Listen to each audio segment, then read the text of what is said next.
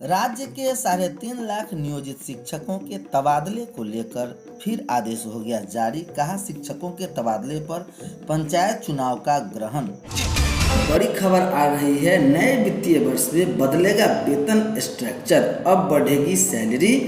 नए वित्तीय वर्ष से लागू हो सकता है नए वेतन कानून। ITR PF पर ब्याज सहित कई बदलाव होंगे। एक से बदलेगा सैलरी स्ट्रक्चर, अब बढ़ेगी बचत। नए वित्तीय वर्ष यानी 1 अप्रैल से सैलरी स्ट्रक्चर और आयकर नियमों सहित कई बड़े बदलाव हो रहे हैं। इनका असर सीधे आम लोगों के जीवन पर दिखेगा। आयकर की मौजूदा दरों और स्लैब में बिना किसी बदलाव के नए श्रम कानून लागू होने की संभावना है। इससे हाथ में आने वाले वेतन में कमी भी हो सकती है। हालांकि बचत बढ़ जाएगी। फायदा सेवानिवृत्ति या नौकरी बदलने छोड़ने के वक्त कर्मचारी को मिलेगा। केंद्र सरकार इस 1 अप्रैल से 2019 में संसद से पारित वेतन संहिता अधिनियम लागू कर सकती है। इसके लागू होने पर कर्मचारी का मूल वेतन बेसिक सैलरी अनिवार्य रूप से उसकी CTC कास्ट टू कंपनी का 50% हो जाएगा। उदाहरण के लिए अगर CTC महीने में 40,000 रुपये है तो मूल वेतन 20,000 रखना अनिवार्य होगा। इससे कर्मचारी के PF खाते में अंशदान बढ़ जाएगी। ग्रेच्युटी आदि की गणना भी बढ़ेगी। भविष्य के लिए बचत अधिक होगी, लेकिन कैश इन हैंड्स कुछ कम हो जाएगी।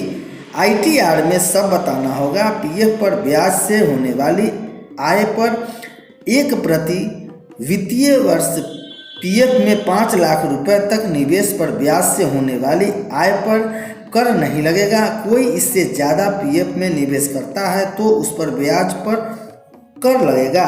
नए वित्तीय वर्ष में शेयर ट्रेडिंग, म्यूचुअल फंड लेन देन, डिविडेंड इनकम और पोस्ट ऑफिस डिपॉजिट या NBFC डिपॉजिट की जानकारी ITR में देनी होगी। काम के घंटे 12 वर्किंग डेज, हफ्ते में 4 या 5 नए श्रम कानून भी लागू हो सकते हैं। इसमें काम के घंटे बढ़ाकर वर्किंग डेज घटाने का प्रावधान है।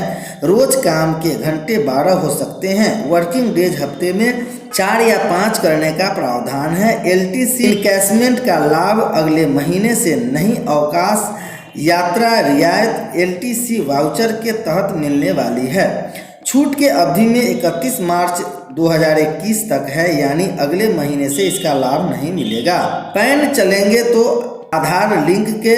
अगर किसी का पैन अस्थायी खाता आधार से लिंक नहीं है तो 1 अप्रैल से यह बेकार हो जा सकता है। पैन और आधार लिंक कराने की अंतिम तारीख 31 मार्च है। बुजुर्ग पेंशनधारकों को मिलेगी ITR से छूट। 75 वर्ष से ज़्यादा के बुजुर्ग पेंशनधारकों को ITR भरने से छूट दी गई। हालांकि सुविधा केवल उन्हें मिलेगी जिनकी आय या स्रोत पेंशन और उस पर मिलने वाला ब्याज है। चेकबुक, IFSC कोड, बैंक के विलय से देना bank, Vijay bank, corporation bank, Andhra bank, oriental bank of commerce, United bank of commerce या इलाहाबाद बैंक के खाताधारक को नई पासबुक चेकबुक लेनी होगी। पहले से भरा हुआ रिटर्न फॉर्म, आयकर रिटर्न, RTR दाखिल करने की प्रक्रिया सरल बनाने के लिए व्यक्तिगत करदाता को पहले से भरा हुआ प्री फिल्ड ITR फॉर्म दिया जाएगा। वही ITR फॉर्म न करने पर अब दोगुना TDS लगेगा।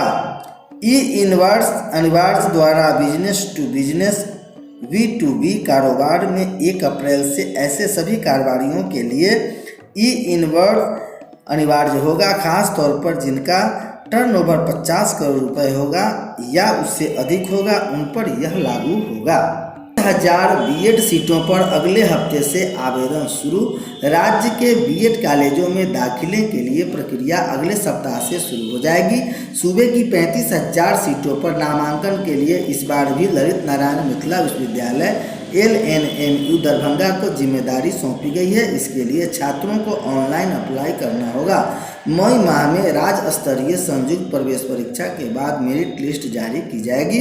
इसके बाद नामांकन लिया जाएगा। राजभवन की ओर से B.Ed के सत्र 2021 से 23 में प्रवेश लिया। फिर मिथिला विश्वविद्यालय को जिम्मेदारी दी गई है। अप्रैल से जून तक एडमिशन की प्रक्रिया चलेगी। इस दौरान ऑनलाइन अप्लाई, राज्य स्तरीय संयुक्त प्रवेश परीक्षा रिजल्ट, फिर काउंसलिंग कर एडमिशन पूरी की जाएगी। LNMU की ओर से इसकी तैयारी शुरू कर दी गई है। LNMU ने राज्य के तमाम विश्वविद्यालयों से बीएड कॉलेज की सूची और सीटों की संख्या मांगी है। BRA बिहार विश्वविद्यालय के 5 जिलों में 55 बीएड कॉलेजों में 6200 बीएड के सीटें हैं। State nodal officer doctor Ashok Kumar Mehta ने कहा है कि अप्रैल के पहले सप्ताह बीएड में एडमिशन के लिए ऑनलाइन अप्लाई शुरू होने की संभावना है। LNMU की वेबसाइट पर छात्र अप्लाई करेंगे। नोडल BB LNMU की ओर से 2 से 3 दिन में एडमिशन का पूरा शेड्यूल जारी कर दिया जाएगा। एडमिशन के लिए ऑनलाइन अप्लाई अप्रैल के अंत तक होने की संभावना है। छात्र अपने पसंदीदा कॉलेजों का विकल्प अप्लाई करते समय देंगे। इसके बाद अगर सब ठीक ठाक रहा तो मई के तीसरे या चौथे सप्ताह में एक ही दिन एक साथ राज्य में संयुक्त प्रवेश परीक्षा होगी। प्रवेश परीक्षा के बाद रिजल्ट जारी किया जाएगा। पास छात्रों को संबंधित विश्वविद्यालयों में काउंसलिंग करना होगा। इसके बाद एडमिशन करानी होगी। पूरी प्रक्रिया या जून के अंत तक जाने की संभावना मिल रही है। BRABU में 55 बीएड कॉलेजों में 6000 सीटों पर छात्र करेंगे अप्लाई। मई में राज्य स्तरीय संयुक्त प्रवेश परीक्षा के बाद जारी होगी मेरिट लिस्ट।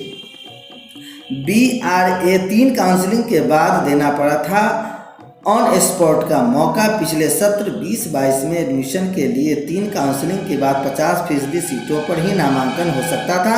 इसके बाद ऑन स्पॉट एडमिशन की सुविधा देनी पड़ी थी। तब 90% से अधिक सीटों पर छात्रों ने एडमिशन कराया था। 3 दिन के अंदर जारी कर दिया जाएगा एडमिशन का पूरा का शेड्यूल। होली मनाने के बाद छात्र करने लगे मॉर्निंग कक्षा की तैयारी। स्कूल के मॉर्निंग हो जाने से छात्रों को अगले सुबह करनी पड़ेगी तैयारी। छात्रों ने कहा 5 बजे तक हाल में छोड़ना होगा बिस्तर ताकि हो सके तैयार। छात्रों ने होली का जश्न मना लिया है। अब उन्हें स्कूल मॉर्निंग होने से पढ़ाई के लिए चिंता सताने लगी है। सुबह 6:30 बजे से उसकी कक्षा चलेगी। कक्षा शुरू होने से 15 मिनट पहले बच्चों को स्कूल में पहुंचना है। इस कारण उन्हें सुबह जल्दी बेड छोड़ देना होगा ताकि वह समय से स्कूल पहुंच सके। अभिभावक भी छात्रों के हुए मॉर्निंग स्कूल को लेकर चिंतित। एक तरफ उन्हें इस बात की खुशी है कि मॉर्निंग स्कूल होने से बच्चे गर्मी शुरू होने के पूर्व पढ़ाई कर घर आ जाएंगे। वहीं दूसरी तरफ इस बात की चिंता है कि अगले सुबह बच्चों के बेड छोड़ने की दिक्कत आएगी और वह जगना नहीं चाहते हैं, लेकिन उन्हें हर हाल में जगना और तैयार